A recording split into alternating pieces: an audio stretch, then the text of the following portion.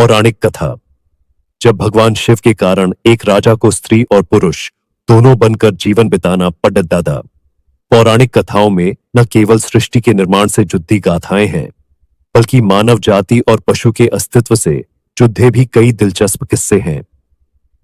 कुछ ऐसी ही एक पौराणिक कथा महादेव का है, जिसमें किन्नरों कैसे अस्तित्व में आए, इस बात का वर्णन है। क्या है यह पौराणिक कथा, जानते हैं। किन्नरों की उत्पत्ति के बारे में की जानकारियां वाल्मीकि रामायण के उत्तरकांड में वर्णित है, लेकिन किन्नर का अस्तित्व कैसे शुरू हुआ, इससे जुड़ी एक दिलचस्प पौराणिक कथा भी है। कथा के अनुसार प्रजापति नाम के राजा के यहां एक पुत्र ने जन्म लिया, जिसका नाम राजा ने इल रखा। इल एक दिन अपना शौक पूरा करने शिकार पर निकले। शिकार की चाहत में वो जंगल में आगे बढ़ते चले गए और उस पर्वत पर पहुंच गए जहां भगवान शिव माता पार्वती के साथ क्रीड़ा कर रहे थे। क्रीड़ा के दौरान भगवान शिव ने माता पार्वती को खुश करने के लिए खुद को स्त्री बना लिया था। जब भगवान शिव ने स्त्री रूप धारण किया तो उस समय जंगल में मौजूद सभी प्राणी और पेड़च पौधे भी स्त्री बन गए। राजा इल भी उसी जंगल में मौजूद थे, तो वह भी अचानक स्त्री रूप में परिवर्तित हो गए और उनके साथ आए सारे सैनिक भी। जब भगवान शिव के कारण सभी स्त्री बन गए, राजा इल को समझ नहीं आ रहा था कि क्या हो रहा है। वो अचानक से स्त्री कैसे बन गए। उन्हें खुद को इस स्वरूप में देखकर बहुत बुरा लग रहा था। तभी उन्हें पता चला कि भगवान शिव के कारण वो सब स्त्री बन गए हैं। तब राजा इल और भी ज्यादा चिंतित हो गए, क्योंकि अब सब कुछ भगवान शिव के हाथों में था। राजा इल डर गए और डरते डरते भगवान शिव के चरणों में पहुंच गए। उन्होंने भगवान शिव से उन्हें पुरुष में परिवर्तित करने की बहुत प्रार्थना की, लेकिन भगवान शिव ने राजा इल से कहा कि तुम पुरुषत्व को छोड़कर कोई और वरदान मांग लो, मैं दे दूंगा, लेकिन तुम्हारी यह इच्छा मैं पूरी नहीं कर पाऊंगा।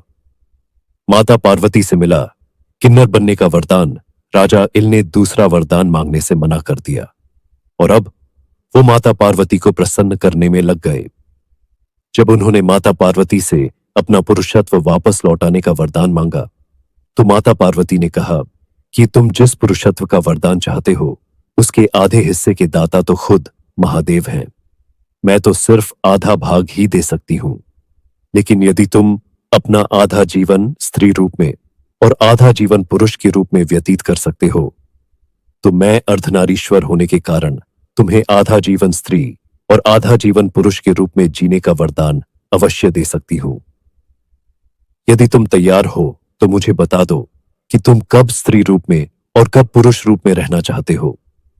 तब राजा ने काफी सोच विचार कर माता पार्वती से कहा, हे मां, मैं 1 महीने स्त्री के रूप में और 1 महीने पुरुष के रूप में रहना चाहता हूं। माता पार्वती ने यह आशीर्वाद राजा इल को दे दिया, लेकिन उनके सारे सैनिक स्त्री रूप में ही रहे। माता पार्वती ने यह भी कहा कि जब तुम पुरुष के रूप में रहोगे तो तुम्हें अपना स्त्री रूप नहीं याद रहेगा, और जब तुम अपने स्त्री रूप में रहोगे तो तुम्हें अपने पुरुष रूप का कुछ याद नहीं रहेगा। इस तरह राजा इल एक किन्नर के रूप में 1 महीने पुरुष इल और 1 महीने स्त्री इला के रूप में रहने लगे। विष्णु भगवान की कथाएं। यहां शिव और विष्णु के बारे में पौराणिक कथाओं से 3 दिलचस्प कहानियां पेश हैं। जब शिव का घर विष्णु ने ले लिया, जब विष्णु ने शिव को मुश्किल से बचाया, और अंत में विष्णु की शिव भक्ति की एक दिल को छू लेने वाली कहानी। क्या आप बद्रीनाथ की कहानी जानते हैं? यह वो जगह है जहां शिव और पार्वती रहते थे। यह उनका घर था। एक दिन नारायण यानी विष्णु के पास नारद गए और बोले, आप मानवता के लिए एक खराब मिसाल है। आप हर समय शेषनाग के ऊपर लेटे रहते हैं। आपकी पत्नी लक्ष्मी हमेशा आपकी सेवा में लगी रहती है और आपको लाड करती रहती है। इस ग्रह के अन्य प्राणियों के लिए आप अच्छी मिसाल नहीं बन पा रहे हैं। आपको सृष्टि के सभी जीवों के लिए कुछ अर्थपूर्ण कार्य करना चाहिए। इस आलोचना से बचने और साथ ही अपने उत्थान के लिए भगवान को भी ऐसा करना पड़ता है। विष्णु तप और साधना करने के लिए सही स्थान की तलाश में नीचे हिमालय तक आए। वहां उन्हें मिला बद्रीनाथ, एक अच्छा सा छोटा सा घर, जहां सब कुछ वैसा ही था जैसा उन्होंने सोचा था। साधना के लिए सबसे आदर्श जगह लगी उन्हें यह। वह उस घर के अंदर गए। घुसते ही उन्हें पता चल गया कि यह तो शिव का निवास है और वह तो बड़े खतरनाक व्यक्ति हैं। अगर उन्हें गुस्सा आ गया तो वह आपका ही नहीं, खुद का भी गला काट सकते हैं। ऐसे में नारायण ने खुद को एक छोटे से बच्चे के रूप में बदल लिया और घर के सामने बैठ गए। उस वक्त शिव और पार्वती बाहर कहीं टहलने गए थे। जब वे घर वापस लौटे तो उन्होंने देखा कि एक छोटा सा बच्चा जोर जोर से रो रहा है। पार्वती को दया आ गई। उन्होंने बच्चे को उठाने की कोशिश की। शिव ने पार्वती को रोकते हुए कहा, इस बच्चे को मत छूना। पार्वती ने कहा, कितने क्रूर हैं आप, कैसी नासमझी की बात कर रहे हैं। मैं तो इस बच्चे को उठाने जा रही हूं, देखिए तो कैसे रो रहा है। शिव बोले, जो तुम देख रही हो उस पर भरोसा मत करो, मैं कह रहा हूं ना, इस बच्चे को मत उठाओ। बच्चे के लिए पार्वती की स्त्री सुलभ मनोभावना ने उन्हें शिव की बातों को नहीं मानने दिया। उन्होंने कहा, आप कुछ भी कहे, मुझे कोई फर्क नहीं पड़ता। मेरे अंदर की मां बच्चे को इस तरह रोते नहीं देख सकती। मैं तो इस बच्चे को जरूर उठाऊंगी। और यह कहकर उन्होंने बच्चे को उठाकर अपनी गोद में ले लिया। बच्चा पार्वती की गोद में आराम से था और शिव की तरफ बहुत ही खुश होकर देख रहा था। शिव इसका नतीजा जानते थे, लेकिन करें तो क्या करें, इसलिए उन्होंने कहा, ठीक है, चलो देखते।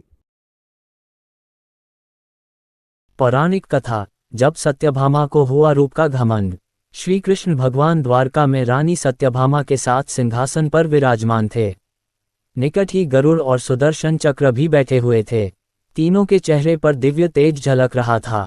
बातों ही बातों में रानी सत्यभामा ने श्री कृष्ण से पूछा कि हे प्रभु, आपने त्रेतायुग में राम के रूप में अवतार लिया था, सीता आपकी पत्नी थीं।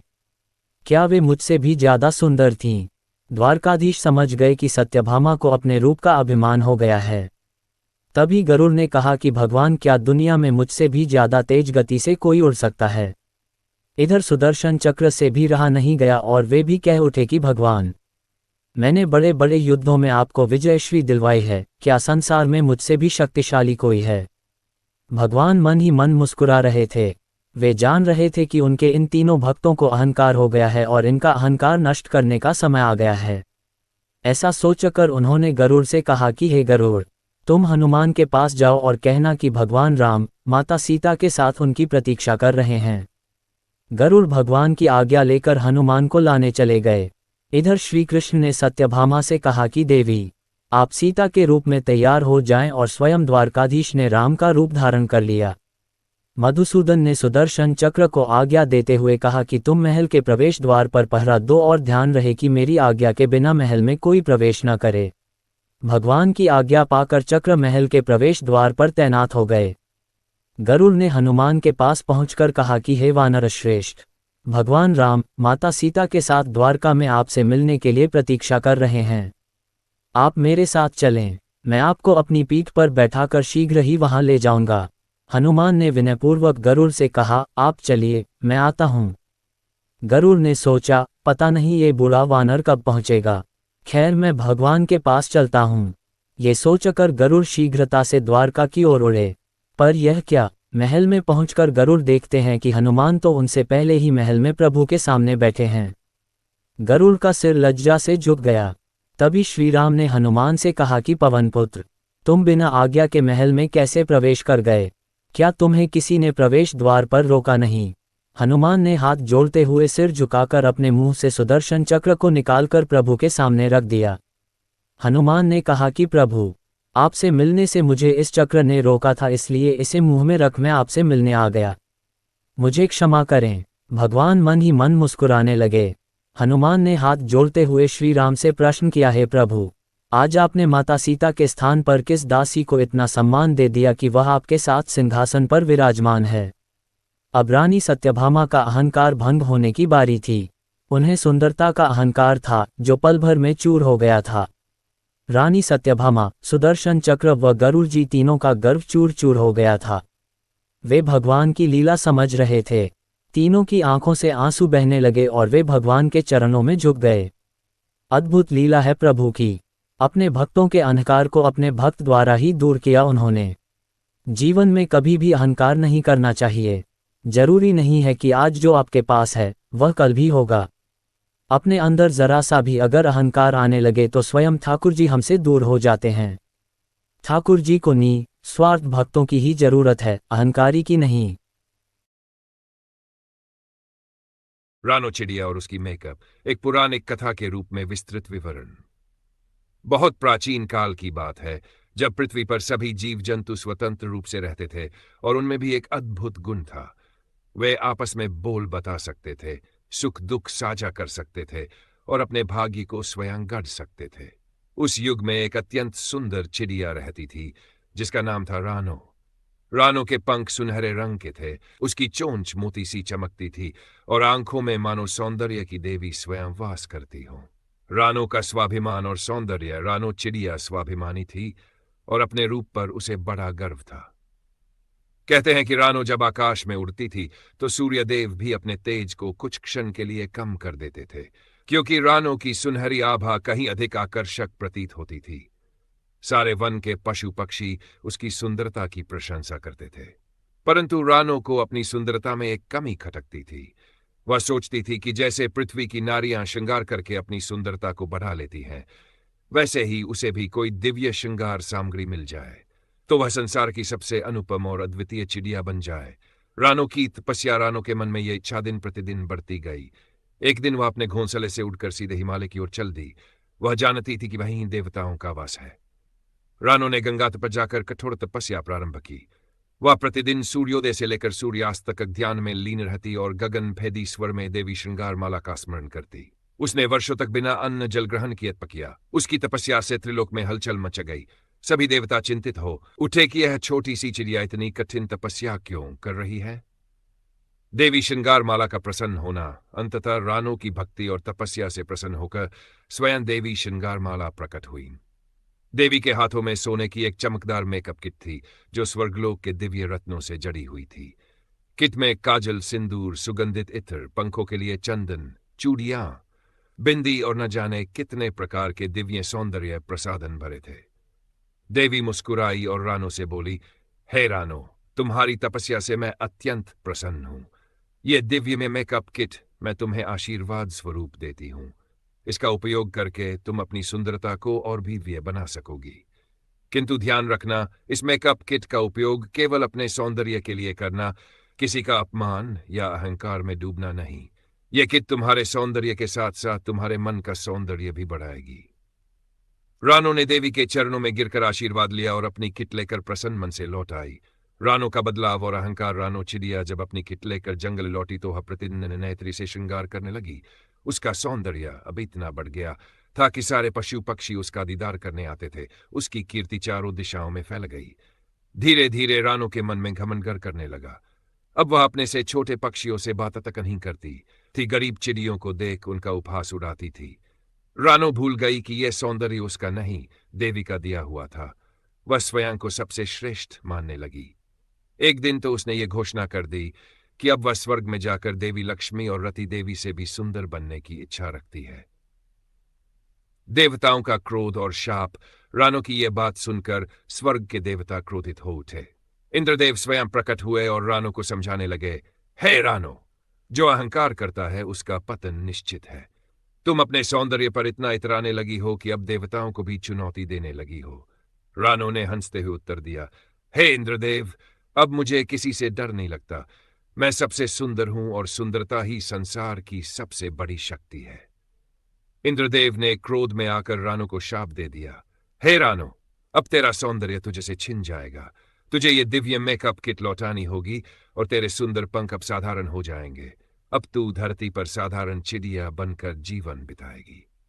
रानो का पछतावा। रानो का सारा सौंदर्य पल भर में समाप्त हो गया। उसके सुनहरे पंख भूरी और काली धारियों में बदल गए। उसकी आंखों की चमक चली गई और वह साधारण सी दिखने लगी। अब कोई भी उसके पास नहीं आता था। तब रानो को अपनी गलती का एहसास हुआ। वह रोते रोते गंगा तट पर पहुंची और देवी श्रृंगारमाला को पुकारने लगी। देवी प्रकट हुई और बोली, रानो, जो व्यक्ति अपने अहंकार में डूब जाता है उसका यही हश्र होता है। लेकिन क्योंकि तूने अंततः अपनी गलती स्वीकार की है, मैं तुझे आशीर्वाद देती हूं कि भले ही तेरा बाहरी सौंदर्य साधारण हो जाए, परंतु तेरा मन और आत्मा संसार में सबसे सुंदर बनी रहेगी। तू लोगों को सिखाएगी कि सुंदरता केवल बाहरी नहीं, बल्कि मन की होनी चाहिए। रानो का नया जीवन। इसके बाद रानो एक साधारण चिड़िया बनकर रहने लगी। उसने अपने अनुभवों से दूसरों को सीख देना शुरू किया। वह रानो चिड़िया और उसकी मेकअप एक पौराणिक कथा के रूप में हमें अपनी माया और काया पर कभी घमंड नहीं करना चाहिए। एक विस्तृत पौराणिक कथा। प्राचीन काल में एक बहुत ही प्रतापी और धनवान राजा हुआ करता था, जिसका नाम था राजा अभिमानी। वह अत्यंत बलशाली, धनवान और रूपवान था। उसके राज्य में किसी चीज की कमी नहीं थी। चहू और उसकी कीर्ति फैली हुई थी। राजा को अपने रूप, अपने धन और अपनी अपार संपत्ति पर अत्यंत घमंड हो गया था। वह सोचता था कि इस पृथ्वी पर उससे बढ़कर कोई नहीं है। राजा का घमंड और उसकी माया। राजा रोज अपने दरबार में बैठकर अपने ऐश्वर्य का बखान करता और प्रजा को तुच्छ समझता। वह कहता, यह सारा वैभव, यह धन दौलत, यह सुंदर काया और मेरा बल सब मेरे अपने हैं। मैं ही इस पृथ्वी का सबसे महान पुरुष हूं। मेरे आगे सब झुकते हैं। धन और सौंदर्य का घमंड उसे इतना अंधा कर चुका था कि वह अपने राज्य के गरीबों, असहायों और भूखों की कोई परवाह नहीं करता था। मंदिरों में जाना और भगवान का स्मरण करना उसने छोड़ दिया था। वह स्वयं को ही सर्वश्रेष्ठ मान बैठा था। भगवान विष्णु का आगमन। राजा के इस घमंड को देख भगवान विष्णु चिंतित हुए। उन्होंने सोचा, यदि समय रहते इस राजा को उसके घमंड का एहसास कराया गया तो यह आत्मविनाश की ओर बढ़ जाएगा। तब भगवान ने एक साधु का वेश धारण किया और राजा के दरबार में पहुंचे। राजा ने साधु को देखा और कहा, बोलो साधु, क्या चाहते हो? मैं इस धरती का सबसे बड़ा दानी हूं, जो चाहो मांग लो। साधु मुस्कुराए और बोले, राजन, मैं कुछ नहीं चाहता, पर सुना है अपनी माया और काया पर बड़ा घमंड है। क्या यह सच है? राजा हंस पड़ा और बोला, साधु, ये तो पूरी दुनिया जानती है। देखो मेरा वैभव, देखो मेरा रूप, देखो मेरा बल। ये सब मेरी माया है, मेरी काया है। इसमें कोई मेरी बराबरी नहीं कर सकता। साधु की परीक्षा। साधु बोले, राजन, समय चंचल कभी भी किसी का साथ नहीं देता। माया और काया पर घमंड करना उचित नहीं। आओ, मैं तुम्हें एक यात्रा पर ले चलता हूं, जिससे तुम्हारी आंखें खुल जाएं। राजा हंसते हुए तैयार हो गया। साधु उसे एक जंगल की ओर ले गए। वहां एक नदी के किनारे उन्होंने राजा को बैठा दिया और कहा, मैं अभी लौटता हूं, यहीं ठहरो। साधु चले गए और राजा नदी के किनारे बैठा अपनी माया और काया के विचारों में खो गया। तभी अचानक तेज आंधी तूफान आया। उस आंधी में राजा का मुकुट उड़ गया। उसके महंगे वस्त्र मिट्टी में सने गए और पूरा शरीर गंदगी से भर गया। राजा हतप्रभ रह गया। समय का खेल सोच ही रहा था कि अचानक कुछ डाकू वहां आ पहुंचे। उन्होंने राजा को एक साधारण व्यक्ति समझकर पकड़ लिया और उसकी खूब पिटाई की। राजा चिल्लाया, मैं राजा अभिमानी हूं, मुझे छोड़ दो। डाकू हंसने लगे। तू राजा? तेरा हाल तो किसी भिखारी से भी बुरा है। तेरे पास ना कपड़े हैं, ना धन और ना कोई पहचान। राजा रोने लगा और सोचने लगा, क्या मेरी माया और काया इतनी तुच्छ है कि एक आंधी में सब कुछ मिट्टी में मिल गया? मैं जो स्वयं को सर्वश्रेष्ठ समझता था, आज मेरी कोई पहचान नहीं रही। साधु का लौटना और सत्य का बोध। तभी साधु वहां लौटे और बोले, राजन, देखा, यह है माया और काया का खेल। जिस पर तुम घमंड करते थे वह एक झोंके में नष्ट हो गई। यह सारा वैभव, यह रूप, यह शरीर सब नश्वर है। जो आज है वह कल नहीं रहेगा। राजा ने सिर झुका लिया और कहा, महाराज, आज मुझे मेरी भूल का एहसास हो गया। मैं अपने अहंकार में अंधा हो गया था। अब मैं सच्चे हृदय से भगवान का भजन करूंगा और अपनी प्रजा की सेवा करूंगा। राजा का प्रायश्चित। राजा अभिमानी ने उसी क्षण संकल्प लिया कि वह अब कभी अपनी माया और काया पर घमंड नहीं करेगा। उसने अपने महलों और धन का बड़ा भाग दान कर दिया। वह गरीबों और असहायों की सेवा में लग गया। रोज मंदिर जाकर भगवान विष्णु का भजन करने लगा। धीरे धीरे उसका मन शुद्ध और निर्मल हो गया। कथा का संदेश। इस कथा से हमें यही सीख मिलती है कि माया और काया दोनों ही नश्वर है। जो आज है वह कल नहीं रहेगा। समय बलवान है, किसी की माया, काया और वैभव पल भर में छीन सकता है। सच्चा वैभव वही है जो दूसरों की सेवा में लगे। अहंकार ही मनुष्य का सबसे बड़ा शत्रु है। कभी भी अपने धन, रूप, बल या संपत्ति पर घमंड नहीं करना चाहिए, क्योंकि यह सब क्षणभंगुर है। घमंड करने वाला व्यक्ति अंत में दुख और पछतावे का भागी बनता है। विनम्रता, सेवा और भक्ति ही सच्चा मार्ग है। निष्कर्ष, माया और काया मनुष्य को भ्रमित करती है, लेकिन समय का खेल ऐसा है कि सब कुछ बदल सकता है। इसलिए मनुष्य को सदा सजग रहकर भगवान का स्मरण करना चाहिए और अपने कर्तव्यों का पालन करना चाहिए। यही जीवन का सच्चा मार्ग है। अतः हमें अपनी माया और काया पर कभी घमंड नहीं करना चाहिए। पुरुषों को दीवाना बना देती हैं महिलाओं की 4 ये आदतें, जीवन भर नहीं छोड़ते साथ। आचार्य चाणक्य ने अपनी नीतियों में महिलाओं की कुछ ऐसी आदतों का जिक्र किया है जो उन्हें जीवन में खूब आगे ले जाती हैं। पुरुषों को भी ऐसी महिलाओं का संग खूब पसंद आता है। किसी भी व्यक्ति को आकर्षक बनाने का काम करते हैं उसके गुण और व्यक्तित्व। अब भले ही किसी का रूप रंग देखकर पल भर के लिए कोई इम्प्रेस हो भी जाए तो ये अट्रैक्शन महज कुछ दिनों या कुछ मिनटों का होता है।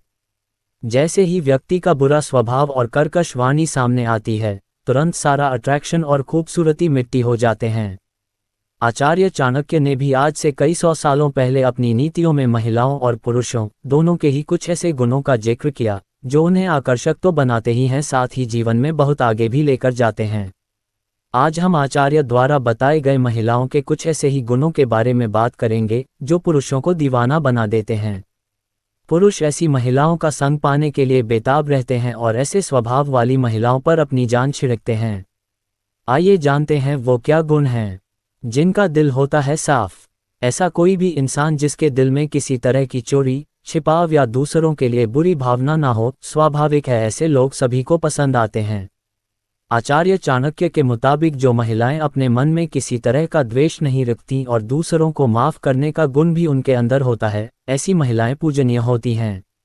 आचार्य कहते हैं कि ये महिलाएं अपने विशाल हृदय और अपनी शुद्धता से पुरुषों का दिल जीत लेती हैं और उन्हें भी अच्छा इंसान बनने और अपना अहंकार त्यागने पर मजबूर कर देती हैं। हिम्मत और साहस से काम लेने वाली महिलाएं।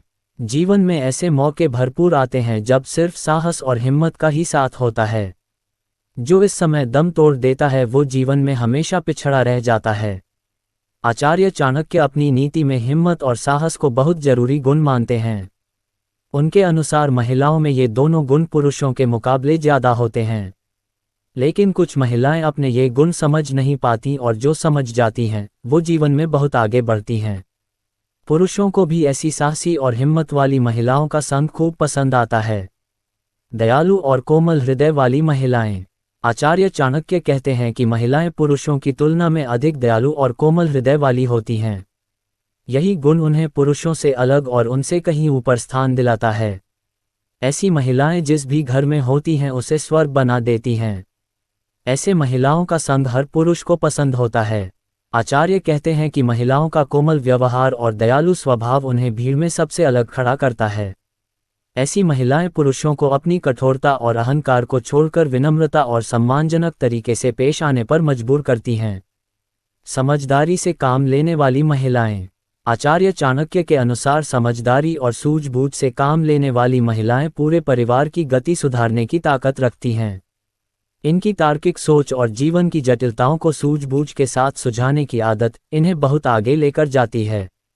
पुरुषों को भी ऐसी विचारशील और समझदार महिलाएं काफी आकर्षित करती हैं। जब कभी पुरुष जीवन में भटक जाते हैं तो ये उनका मार्गदर्शन करने का काम करती हैं, जिससे पुरुषों के दिल में इनके लिए एक अलग ही जगह बन जाती है। पति पत्नी का रिश्ता जितना स्पेशल होता है उतना ही नाजुक भी होता है। इसलिए बहुत छोटी छोटी बातों का ध्यान रखना जरूरी हो जाता है। पति पत्नी की ये बॉन्डिंग हमेशा अच्छी बनी रहे। पति पत्नी का रिश्ता बेहद ही खास होता है। ये शायद दुनिया का इकलौता ऐसा रिश्ता है जिसमें दो अनजाने लोग हर सुख दुख में एक दूसरे का साथ निभाते हुए पूरा जीवन साथ चलने की कसमें खाते हैं। जहां दुनिया का हर रिश्ता कभी ना कभी पीछे छूट जाता है, वहां पति पत्नी ज्यादातर मामलों में साथ खड़े पाए जाते हैं। हालांकि जितना खूबसूरत ये रिश्ता है उतना ही नाजुक भी है। जरा सी लापरवाही इस रिश्ते में दरार डालने को काफी है। कई बार जाने अनजाने में ही सही, दोनों में से कोई भी कुछ ऐसा कर सकता है। फिलहाल आज हम पत्नियों की बात करेंगे। दरअसल जब पति दिन भर ऑफिस से काम करके घर आते हैं उस समय कभी कभी पत्नियां कुछ ऐसा काम कर बैठती हैं जो उनके बीच कलह की वजह बनने लगता है।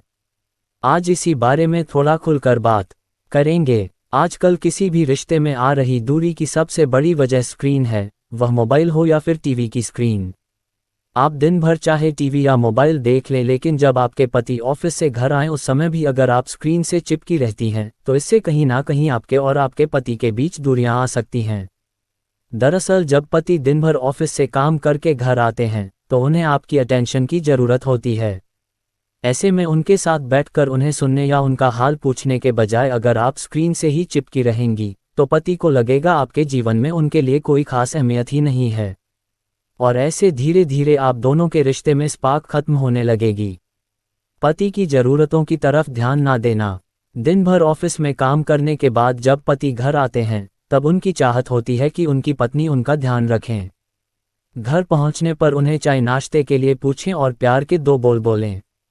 ऐसे में अगर पत्नी पति की ज़रूरत की तरफ ध्यान ना देकर अपने ही काम में लगी रहती हैं तो कहीं ना कहीं उनके रिश्ते पर भी इसका बुरा असर पड़ता है।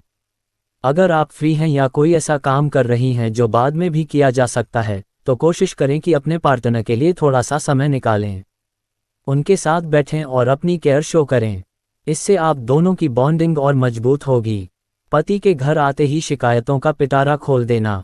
कई महिलाओं की आदत होती है कि जब पति दिन भर ऑफिस में काम करके थक हार कर घर वापस आते ही हैं तो उनके घर में कदम रखते ही वे अपनी शिकायतों का पिटारा खोलकर बैठ जाती हैं। कभी बच्चों की शिकायत तो कभी सास ससुर की शिकायत। कभी कभार ऐसा ठीक है, लेकिन रोज रोज कोई भी थका हारा इंसान ये सब तो नहीं सुन पाएगा, और जाहिर है एक दिन वो इस बिहेवियर से फ्रस्ट्रेट भी हो जाएगा। इसलिए पति के ऑफिस से घर आने पर तुरंत कोई भी शिकायत करने से बचें। अगर आप किसी बात को लेकर परेशान भी हैं तो पति के थोड़ा आराम कर लेने के बाद शांत मन से उनसे अपनी प्रॉब्लम शेयर करें। घर आते ही अपनी डिमांडों की लिस्ट थमा देना। कोई इंसान जब दिन भर ऑफिस में रहकर काम करता है तो वो उम्मीद करता है कि जब वो घर पहुंचे तो उसका हालचाल पूछा जाए, लेकिन जब पहुंचते ही जब पत्नी कोई बात किए बस अपनी डिमांडों की लिस्ट थमा देती हैं तो कहीं ना कहीं पति के मन में ये ख्याल आने लगता है कि उनकी पत्नी को उनकी कोई परवाह नहीं है। पत्नी की इस आदत की वजह से धीरे धीरे पति पत्नी के रिश्ते में दूरियां बढ़ने लगती है। अमीर रानो चिड़िया की बेटी की शादी। ये कहानी भारतीय लोक कथाओं में आने वाली एक अत्यंत प्रसिद्ध, शिक्षाप्रद और मनोरंजक कथा है जो ये संदेश देती है कि जब मनुष्य के पास धन और वैभव आ जाता है तो वह अक्सर घमंड में अंधा हो जाता है और अपनी सीमाओं को भूल जाता है। ये कहानी चिड़िया जैसे छोटे पक्षी के माध्यम से हमें ये समझाती है कि घमंड और दिखावे का अंत हमेशा बुरा होता है। कहानी की शुरुआत। अमीर रानो चिड़िया का घमंड। बहुत समय पहले एक जंगल में एक रानो चिड़िया रहती थी। रानो चिड़िया बहुत मेहनती थी। उसने मेहनत करके खूब अनाज इकट्ठा किया, एक सुंदर सा घोंसला बनाया और धीरे धीरे वह जंगल में अपनी अमीरी के लिए मशहूर हो गई। सब उसे अमीर रानो चिड़िया कहकर बुलाने लगे। रानो चिड़िया को अपनी अमीरी पर बहुत घमंड हो गया था। वह हमेशा कहती, मेरे पास इतना धन है कि मेरी बेटी की शादी किसी राजा महाराजा से भी कर सकती हूँ। मैं अपनी बेटी की शादी धूमधाम से करूँगी और ऐसा ब्याह करूँगी कि पूरा जंगल देखता रह जाएगा। बेटी की शादी का आयोजन। समय बीता और रानो चिड़िया की बेटी सयानी हो गई। रानो चिड़िया ने सोचा, अब समय आ गया है मेरी बेटी की शादी का। मैं ऐसी शादी करूंगी कि सारा जंगल देखेगा और मेरी अमीरी का लोहा मानेगा। रानो चिड़िया ने पूरे जंगल में ऐलान करवा दिया, मेरी बेटी की शादी बड़े धूमधाम से होगी।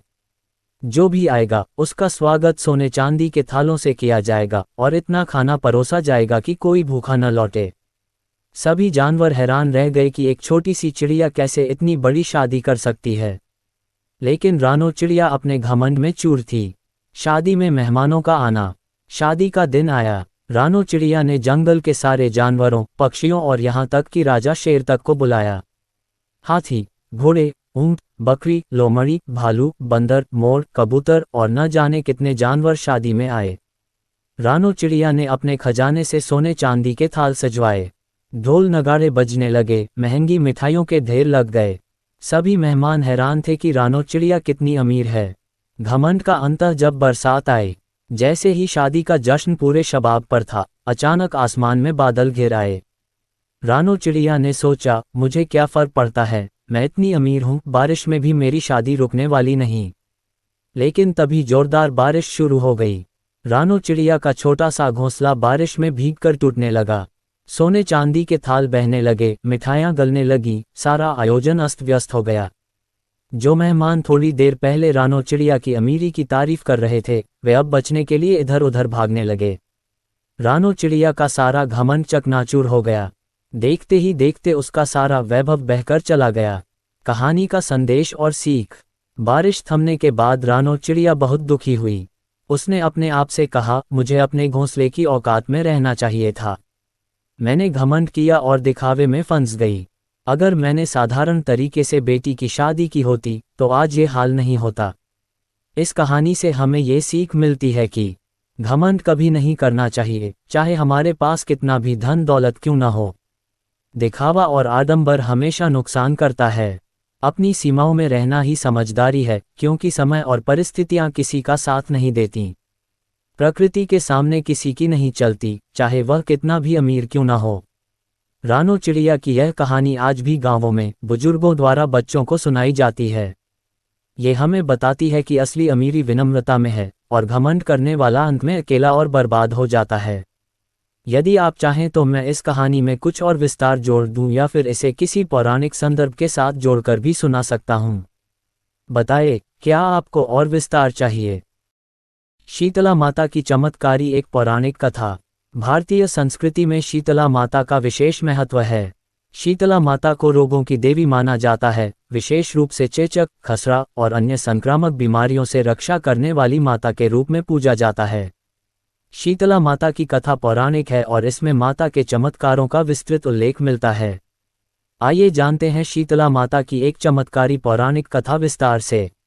कथा का प्रारंभ। प्राचीन काल में एक नगर था जहां लोग बड़े श्रद्धालु और धार्मिक प्रवृत्ति के थे। वे प्रतिदिन भगवान विष्णु, शिव और देवी देवताओं की पूजा करते थे। लेकिन शीतला माता की महिमा और पूजा का उन्हें कोई ज्ञान नहीं था। शीतला माता को विस्मृत कर दिया गया था।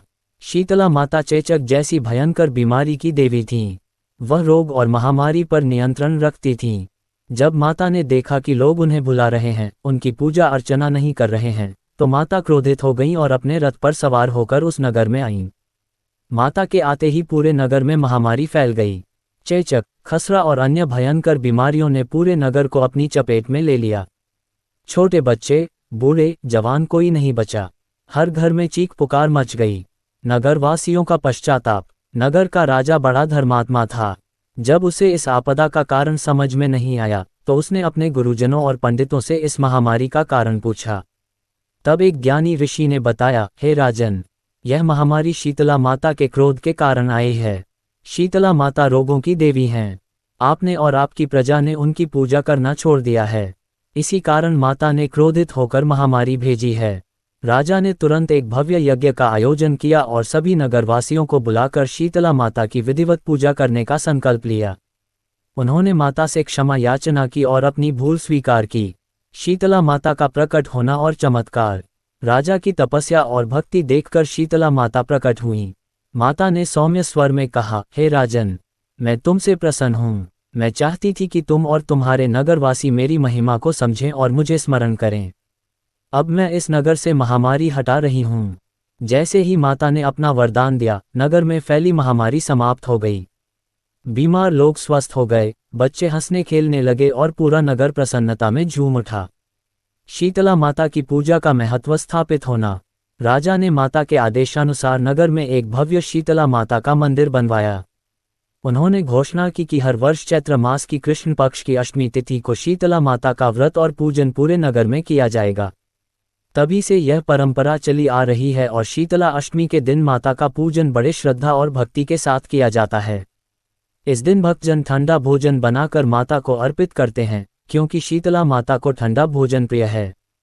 यह विश्वास है कि जो व्यक्ति शीतला माता का व्रत और पूजन श्रद्धा से करता है, उसे चेचक, खसरा, त्वचा रोग और अन्य महामारी का भय कभी नहीं रहता। शीतला माता का स्वरूप और वाहन। शीतला माता के स्वरूप का भी बड़ा महत्व है। माता के 4 हाथ होते हैं, एक हाथ में झाड़ू, दूसरे में सूप, तीसरे में नीम की पत्तियां और चौथे में शीतल जल का कलश होता है। माता का वाहन गधा है। माता के इन प्रतीकों का गहरा अर्थ है। झाड़ू गंदगी और बीमारी को दूर करना, सूप हवा और संक्रमण को नियंत्रित करना, नीम की पत्तियां औषधीय गुणों का प्रतीक, शीतल जल रोग शमन और शांति का प्रतीक। कथा का संदेश। शीतला माता की यह कथा हमें ये सिखाती है कि जीवन में स्वच्छता, शुद्धता और नियमपूर्वक देवी देवताओं की पूजा आवश्यक है। जो व्यक्ति अहंकार में आकर देवी देवताओं का अनादर करता है, वह संकट में पड़ता है। लेकिन जो सच्चे मन से प्रायश्चित कर माँ शीतला की शरण में आता है, माँ उसकी रक्षा करती हैं और उसे सुख समृद्धि का आशीर्वाद देती हैं। उपसंहार: शीतला माता की यह पौराणिक कथा आज भी भारत के कई हिस्सों में सुनाई जाती है। माता की कृपा से असाध्य बीमारियां दूर होती हैं। माता का स्मरण और पूजन करने से जीवन में कभी कोई महामारी नहीं आती और घर में हमेशा सुख शांति बनी रहती है। समय का खेल, एक अद्भुत हिंदी पौराणिक कथा।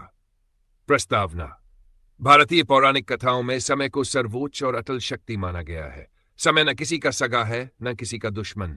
वह राजा को रंक और रंक को राजा बना सकता है। समय का खेल कब किसके साथ कैसा हो जाए, कोई नहीं जानता। इस कथा में हम एक ऐसे ही ब्राह्मण की कहानी जानेंगे जो कभी दरिद्र था, लेकिन समय के चक्र ने उसे राजा बना दिया और फिर समय ने उसे फिर वहीं पहुंचा दिया जहां से वह चला था। प्राचीन समय की बात। काशी नगरी में विरक्त नामक एक ब्राह्मण रहता था। वह अत्यंत ही विद्वान, तपस्वी और धार्मिक प्रवृत्ति का था, किंतु उसका भाग्य इतना दुर्भाग्यशाली था कि वह अत्यंत दरिद्र था। वह अपने परिवार का पेट पालने के लिए दूसरों के घरों में पूजा पाठ और अनुष्ठान करवाता था, लेकिन फिर भी 2 वक्त का भोजन मिलना भी कठिन था। उसकी पत्नी सुव्रता भी बड़ी ही पतिव्रता थी। वह हर दिन भगवान से प्रार्थना करती कि उसके पति के दुख दूर हो। एक दिन भूख से व्याकुल होकर वह बोली, स्वामी, आपके जैसा विद्वान, धर्मात्मा और तपस्वी इस धरती पर कोई नहीं, फिर भी दरिद्रता आपका पीछा नहीं छोड़ती। ऐसा क्यों? ब्राह्मण मुस्कुराया और बोला, यह समय का खेल है देवी। समय बड़े बड़े राजाओं को रंक बना देता है और रंक को राजा। हमारे पूर्व जन्मों के कर्म और वर्तमान का समय ही हमारा भाग्य लिखता है। समय ने ली करवट। एक दिन ब्राह्मण किसी यज्ञ में शामिल होने दूर जंगल गया। लौटते समय मार्ग में उसे एक घायल नाग दिखा। ब्राह्मण का हृदय दया से भर गया। उसने नाग की सेवा की और उसकी जान बचा ली। नाग वास्तव में कुबेर का दूत था। नाग ने प्रसन्न होकर कहा, हे ब्राह्मण, मैं कोई साधारण नाग नहीं, धन के देवता कुबेर का दूत हूं। मैं तुम्हारी दयालुता से प्रसन्न हूं। मांगो, क्या वरदान दूं? ब्राह्मण ने कहा, हे नागराज, मुझे कोई धन नहीं चाहिए, केवल इतना आशीर्वाद दो कि मेरे परिवार को कभी भूखा न सोना पड़े। नाग हंसा और बोला, ब्राह्मण, तुम्हारी यह विनम्रता तुम्हें महान बना रही है। मैं तुम्हें एक ऐसा खजाना देता हूं जो केवल समय आने पर प्रकट होगा। जब समय ठीक होगा, यह खजाना तुम्हें राजा बना देगा। लेकिन याद रखना, यह समय का खेल है, इसलिए जब समय बदलेगा सब कुछ फिर बदल जाएगा। ब्राह्मण ने सिर झुका लिया और नाग अंतर्ध्यान हो गया। खजाने की प्राप्ति और राजा बनना। कुछ दिनों बाद उसी जंगल में एक खुदाई के दौरान वह खजाना निकला। काशी नरेश को जब यह बात पता चली तो उन्होंने ब्राह्मण को अपने पास बुलाया और कहा, हे ब्राह्मण, यह खजाना तो तुम्हें मिला है, लेकिन इसे सुरक्षित रखना कठिन है। मैं चाहता हूं कि तुम इस राज्य के कोषाध्यक्ष बनो और राज्य का धन भी संभालो। ब्राह्मण ने यह पद स्वीकार कर लिया। उसकी विद्वता, न्यायप्रियता और ईमानदारी ने कुछ ही वर्षों में उसे राजा जैसा बना दिया। अब उसके पास सब कुछ था, ऐश्वर्य, मान सम्मान, धन, वैभव। समय का दूसरा चक्र। लेकिन समय कभी स्थिर नहीं रहता। कुछ वर्षों बाद राज्य पर संकट आया। अकाल पड़ा, सूखा पड़ा और चारों ओर त्राही त्राही मच गई। लोगों ने राजा पर आरोप लगाए कि ब्राह्मण की वजह से यह सब हो रहा है। दरबारियों ने राजा के कान भरे और राजा ने ब्राह्मण को दरबार से निकाल दिया। ब्राह्मण और उसकी पत्नी फिर से दरिद्र हो गए, लेकिन इस बार ब्राह्मण हंस रहा था। पत्नी ने पूछा, स्वामी, आप हंस क्यों रहे हैं? फिर वही दरिद्रता आ गई। ब्राह्मण बोला, देवी, मैंने कहा था ना, यह समय का खेल है। समय ने हमें ऊपर उठाया और अब नीचे गिरा दिया, यह सिखाने के लिए कि जीवन में कभी घमंड नहीं करना चाहिए और नहीं दुख में हार माननी चाहिए। कथा का उपसंहार और संदेश। कुछ समय बाद राज्य में फिर से शांति आई। राजा को अपनी गलती का एहसास हुआ और उसने ब्राह्मण को फिर से बुलाया, लेकिन ब्राह्मण ने विनम्रता से मना कर दिया। वह जंगल में जाकर तप करने लगा और अपने शेष जीवन को भक्ति में लगा दिया। इस पौराणिक कथा का सार यही है, समय ही सबसे बड़ा गुरु है। जो समय का महत्व समझता है, वही जीवन में सुख दुख दोनों में स्थिर रहता है। न तो घमंड करता है और न ही हार मानता है। समय का चक्र चलता रहता है, इसलिए कभी अपने अच्छे समय पर इतराना नहीं चाहिए और बुरे समय में निराश नहीं होना चाहिए। सीख, समय सदा एक जैसा नहीं रहता। अच्छे समय में विनम्र और बुरे समय में धैर्यवान रहना चाहिए। जो समय का सम्मान करता है, समय उसका जीवन संवारता है। कभी भी अपने कर्म करना नहीं छोड़ना चाहिए, क्योंकि समय का खेल कब बदल जाए कोई नहीं जानता। रानो चिड़िया और काला कौवा की डरावनी कहानी। एक ऐसी कहानी जिसे सुनकर रोंगटे खड़े हो जाएं। बहुत पुरानी बात है। एक छोटे से गांव के पास घना जंगल हुआ करता था। उस जंगल में तरह तरह के पक्षी रहते थे, लेकिन उन सभी में रानो चिड़िया सबसे सुंदर और प्यारी मानी जाती थी। रानो के सुनहरे पंख सूरज की किरणों में चमकते थे और उसकी मीठी बोली पूरे जंगल में गूंजती थी। हर सुबह जब रानो चहचहाती तो पूरा जंगल जाग उठता। सभी जानवर रानो की आवाज सुनकर खुश होते थे, लेकिन उसी जंगल में एक काला कौवा भी रहता था, भयानक, डरावना और निर्दयी। उसका नाम था कालू कौवा। उसके पंख पूरी तरह काले थे, आंखें लाल और बड़ी बड़ी जैसे किसी शापित आत्मा की हों। जंगल के सभी जानवर उससे डरते थे, क्योंकि वह मौत का संदेश लेकर आता था। जिस किसी के सिर पर वह बैठ जाता, उसका नाश तय माना जाता था। रानो और कालू की पहली मुठभेड़। एक दिन रानो नदी किनारे बैठी अपने पंख सजा रही थी। तभी कालू कौवा वहां आ पहुंचा। उसने रानो की सुंदरता देखी और उसके मन में एक शैतानी विचार आया। कालू बोला, रानो, तू बहुत सुंदर है, लेकिन यह सुंदरता तुझे मौत के मुंह में ले जाएगी। मेरी बात मान, जंगल छोड़ दे और मुझसे शादी कर ले, वरना मैं तुझे शाप दूंगा कि तेरी आवाज कभी कोई नहीं सुन पाएगा। रानो ने हंसते हुए कहा, कौवे, तेरी औकात क्या है मुझे डराने की? मैं रानो हूं, सारे जंगल की शान। तुझ जैसे भूतिया कौवे से डरूंगी नहीं। कालू की लाल आंखें गुस्से से और लाल हो गई। वह जोर से बोला, ठीक है रानो, आज तो तू मुझसे बच गई, लेकिन देखना, अगली पूर्णिमा की रात मैं तेरी आत्मा को कैद करने आऊंगा। फिर कोई तेरा चहचहाना नहीं सुनेगा और तू हमेशा के लिए इस जंगल में भटकती रहेगी। रानो ने उसकी बात को मजाक समझा और उड़कर अपने घोंसले में चली गई। भयानक पूर्णिमा की रात समय बीता और वह भयावह पूर्णिमा की रात आ गई। पूरा जंगल अजीब सी खामोशी में डूबा था। चांद पूरा आसमान में चमक रहा था, लेकिन उसकी रोशनी में एक डर छुपा था। रानो अपने घोंसले में बैठी थी, लेकिन आज वह बेचैन थी। उसे कालू कौवे की बातें याद आ रही थी। अचानक जंगल में एक डरावनी आवाज गूंजी, रानो, रानो, बाहर आ, तेरा समय आ गया है। रानो कांप उठी। उसने बाहर झांका तो देखा कालू कौवा उसकी डाल पर बैठा है, लेकिन अब वह कौवा नहीं, एक विशाल काला राक्षस बन चुका था। उसके पंखों से आग की लपटें निकल रही थी और आंखें अंगारे जैसी जल रही थी। रानो डर के मारे चिल्लाई, कौन है तू? ये क्या रूप बना लिया तूने? कालू ने हंसते हुए कहा, मैं वही कालू कौवा हूं, लेकिन असल में मैं एक शापित आत्मा हूं। मुझे श्राप है कि जब तक मैं किसी पवित्र आत्मा की जान ना लूं, मुझे मुक्ति नहीं मिलेगी, और आज तेरा अंत तय है, रानो। रानो उड़ने लगी, लेकिन कालू ने उसके पंखों को पकड़ लिया। रानो चीखती रही, पर जंगल में कोई उसकी आवाज नहीं सुन सका। कालू रानो को उठाकर आसमान में ले गया और वहां से उसने रानो को नदी में फेंक दिया। रानो की चीख आज भी उस नदी में गूंजती है। कहा जाता है कि हर पूर्णिमा की रात उस नदी के पास एक चिड़िया की कराहती आवाज सुनाई देती है, जो अपने जीवन की भीख मांगती है। रानो की आत्मा का श्राप। उस दिन के बाद रानो की आत्मा कभी मुक्त नहीं हो पाई। रानो का घोंसला खाली हो गया, लेकिन जब भी कोई उस पेड़ के पास जाता, उसे एक मीठी लेकिन कराहती आवाज सुनाई देती, मुझे बचा लो, मुझे बचा लो। कालू कौवे का क्या हुआ, कोई नहीं जानता। कुछ कहते हैं वह भी उसी नदी में गिरकर आत्मा बन गया और आज भी रानो की आत्मा के साथ भटकता है। दोनों की आत्माएं उस जंगल में घूमती हैं। जो भी उस जंगल में रात के समय जाता है, वह वापस नहीं आता। उसकी भी रूह उसी जंगल में कैद हो जाती है।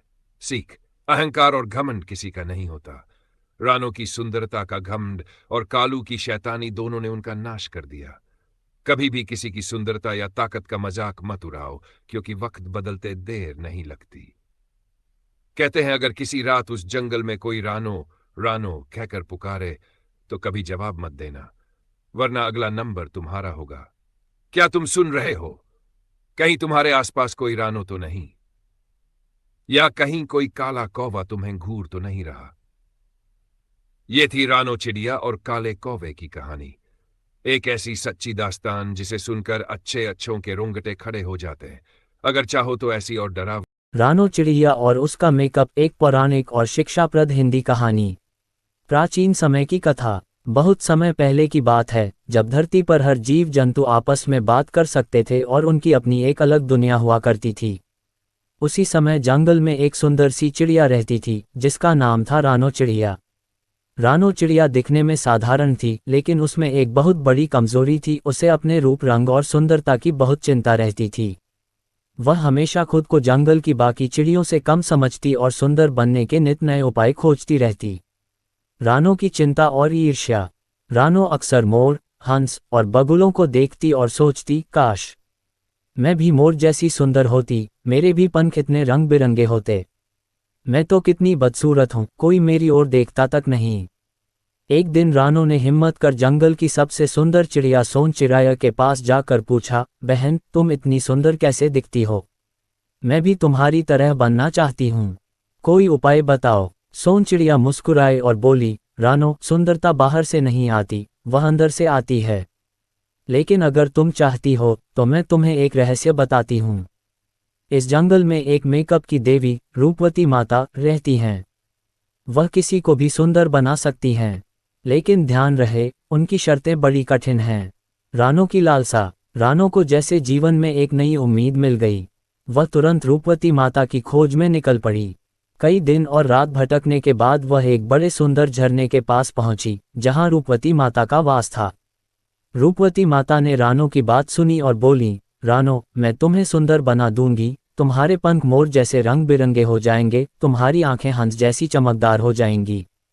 लेकिन एक शर्त है, तुम्हें रोजाना सूरज उगने से पहले इस झरने में स्नान करना होगा और किसी भी हाल में घमंड नहीं करना होगा। रानो खुशी से झूम उठी और शर्त मान गई। रानो का रूप परिवर्तन। अगली सुबह रूपवती माता ने अपने वरदान से रानो को इतना सुंदर बना दिया कि पूरा जंगल हैरान रह गया। रानो के पंख मोर जैसे चमकीले हो गए, आंखों में हंस जैसी चमक आ गई और चाल इतनी मोहक हो गई कि हर कोई उसे देखता रह जाता। रानो ने झरने में रोज नहाना शुरू कर दिया और हर दिन उसकी सुंदरता बढ़ती ही चली गई। लेकिन धीरे धीरे रानो के अंदर घमंड आ गया। वह हर किसी का मजाक उड़ाने लगी, कभी कोयल को काली कहती तो कभी गौरैया को साधारण बताती। घमंड का परिणाम। रूपवती माता सब देख रही थीं। उन्होंने रानो को चेतावनी भी दी, लेकिन रानो ने किसी की नहीं सुनी। एक दिन रानो ने पूरे जंगल में सभा बुलाकर ऐलान कर दिया, मैं अब इस जंगल की रानी हूँ, क्योंकि मैं सबसे सुंदर हूँ। ये सुनकर रूपवती माता प्रकट हुई और बोली, रानो, मैंने तुझ पर कृपा की थी, लेकिन तूने घमंड में सब कुछ भुला दिया। अब देख, तेरे घमंड का क्या परिणाम होता है। माता ने अपने हाथ का जल छिड़का और रानो की सुंदरता एक ही पल में गायब हो गई। उसके रंग बिरंगे पंख काले पड़ गए, आंखों की चमक चली गई और वह फिर से साधारण बन गई। रानो का पश्चाताप। रानो ने जब खुद को देखा तो वह फूट फूट कर रोने लगी। वह रूपवती माता के चरणों में गिर पड़ी और माफी मांगने लगी। उसने वादा किया कि अब कभी घमंड नहीं करेगी और अपने असली रूप में ही संतुष्ट रहेगी। रूपवती माता ने उसे क्षमा कर दिया, लेकिन उसकी सुंदरता कभी वापस नहीं लौटाई।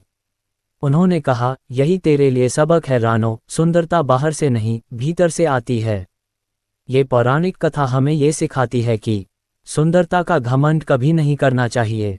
असली सुंदरता बाहरी नहीं होती, बल्कि हमारे कर्म, व्यवहार और मन से होती है। प्रकृति में हर किसी को उसी रूप में बनाया गया है जिसमें वह सबसे बेहतर है। जो घमंड करता है वह एक दिन अपनी सारी पहचान खो देता है। अतः हमें हमेशा अपने स्वाभाविक रूप में संतुष्ट रहना चाहिए और किसी का अपमान नहीं करना चाहिए। प्राचीन समय का प्रसंग। बहुत पुराने समय की बात है, जब धरती पर पशु पक्षी, पेड़ पौधे, नदियां और पर्वत सभी आपस में बातें करते थे। प्रकृति में हर कोई अपने रूप, गुण और स्वभाव में संतुष्ट था। लेकिन उसी समय जंगल में एक चिड़िया रहती थी जिसका नाम था रानो। रानो चिड़िया स्वभाव से भोली, लेकिन अपने रूप रंग को लेकर हमेशा परेशान रहने वाली चिड़िया थी। रानो देखने में साधारण थी। उसका रंग हल्का भूरा था, पंख भी सामान्य थे और उसकी आवाज भी मधुर नहीं थी। वह अक्सर दूसरे पक्षियों को देखकर दुखी हो जाया करती थी। मोर के रंग बिरंगे पंख, हंस की सफ़ेदी और कोयल की मीठी आवाज़ उसे हमेशा अपनी कमज़ोरी का एहसास कराती थी। रानो मन ही मन सोचा करती, हे भगवान, मुझे इतना साधारण क्यों बनाया? मेरे पंख रंगहीन, आवाज़ बेसुरी, कोई मुझे पसंद नहीं करता। मैं कब तक यूं ही गुमनाम रहूंगी? रानो की व्यथा और ईर्ष्या। रानो ने अपनी इस कमी को दूर करने के लिए कई कोशिशें की। वह हर उस पक्षी के पास जाती जिसे वह सुंदर समझती और पूछती, तुम इतनी सुंदर कैसे हो? क्या मैं भी सुंदर बन सकती हूँ? लेकिन हर कोई उससे यही जवाब देता, रानो, हमें प्रकृति ने जैसा बनाया है, हम वैसे ही सुंदर हैं। तुम क्यों खुद को बदलना चाहती हो? लेकिन रानो की तृष्णा बढ़ती गई। अब वह रोज खुद को शीशे में देखती और खुद से नफरत करती। सोन चिड़िया का रहस्य। एक दिन रानो ने जंगल की सबसे सुंदर और चमकदार चिड़िया सोन चिड़िया से पूछा, बहन, मुझे भी बता दो कोई ऐसा उपाय जिससे मैं भी तुम्हारी तरह सुंदर बन जाऊं। मैं इस साधारण रूप में जीते जी मर रही हूं। सोन चिड़िया मुस्कुराए और बोली, रानो, सुंदरता तो मन में होती है, लेकिन अगर तू सच में सुंदर बनना चाहती है तो इस जंगल में रूपवती देवी रहती हैं जो किसी को भी सुंदर बना सकती हैं। लेकिन उनके पास जाना आसान नहीं और उनकी शर्तें बड़ी कठिन हैं। रानो ने बिना देर किए रूपवती देवी को खोजने का निश्चय कर लिया। रूपवती देवी की खोज और वरदान। रानो कई दिन रात भटकती रही, पर्वत, नदियां, झीलें और गुफाएं पार की। अंततः वह एक विशाल झरने के पास पहुंची जहां रूपवती देवी वास करती थीं।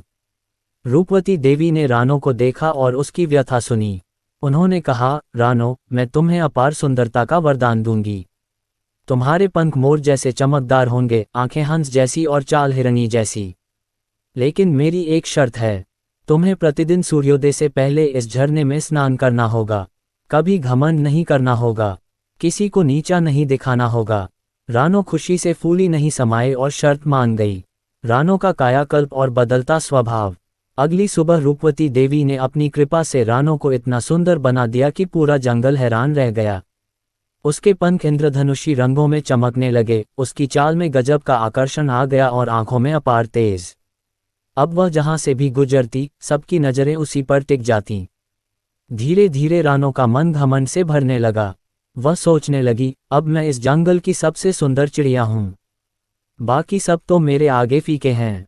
रानो अब पहले जैसी सीधी सादी नहीं रही। उसने कोयल को काली कहकर उसका मजाक उड़ाया, गौरैया को साधारण कहकर अपमानित किया, मोर तक को ताना मारा कि अब उसका समय गया। रूपवती देवी की चेतावनी और रानो का अहंकार। रूपवती देवी बार बार रानो को चेतावनी देती रही, रानो, घमंड मत कर वरना सब कुछ छिन जाएगा। लेकिन रानो पर कोई असर नहीं हुआ। उसने तो एक दिन पूरे जंगल में सभा बुलाकर ऐलान कर दिया, अब से मैं इस जंगल की रानी हूं, क्योंकि मैं सबसे सुंदर हूं। अब सब मेरी बात मानेंगे। ये सुनकर रूपवती देवी क्रोधित हो उठी और बोली, रानो, जिसे मैंने बनाया वह आज खुद को भगवान समझने लगी। अब तेरा घमंड देखती हूं। वरदान का अंत और रानो का पश्चाताप। रूपवती देवी ने अपने हाथ का जल रानो पर छिड़का। एक पल में रानो की सारी सुंदरता खत्म हो गई। उसके रंग बिरंगे पंख काले हो गए, आंखों की चमक चली गई, आवाज बेसुरी हो गई। रानो फिर से वैसी ही हो गई जैसी वह पहले थी, बल्कि और भी ज्यादा साधारण। रानो फूट फूट कर रोने लगी और रूपवती देवी के चरणों में गिर पड़ी, माता, मुझसे भूल हो गई, मुझे माफ कर दो। अब मैं कभी घमंड नहीं करूंगी, न ही किसी का अपमान करूंगी। रूपवती देवी ने कहा, रानो, माफी तो तुझे मिल जाएगी, लेकिन ये सुंदरता तुझसे हमेशा के लिए छीन ली गई। ये तेरे लिए एक जीवन भर का सबक है। ये कहानी हमें सिखाती है कि प्राकृतिक रूप में जो भी हमें मिला है वही सबसे सुंदर है। सुंदरता का घमंड कभी नहीं करना चाहिए, क्योंकि घमंड किसी को भी मिट्टी में मिला देता है। असली सुंदरता बाहरी रूप में नहीं होती, बल्कि कर्म, व्यवहार और सोच में होती है। ईश्वर ने हर किसी को किसी खास उद्देश्य से बनाया है, हमें उसमें संतुष्ट रहना चाहिए। दूसरों का मजाक उड़ाना सबसे बड़ा पाप है, जो अंत में खुद के विनाश का कारण बनता है। अंतिम संदेश। रानो चिड़िया की यह पौराणिक कथा आज भी हर उस व्यक्ति के लिए एक सबक है जो केवल बाहरी सुंदरता के पीछे भागता है और असली जीवन मूल्यों को भूल जाता है। अतः सच्चा श्रृंगार वही है जो मन, वचन और कर्म से हो, न कि केवल शरीर से।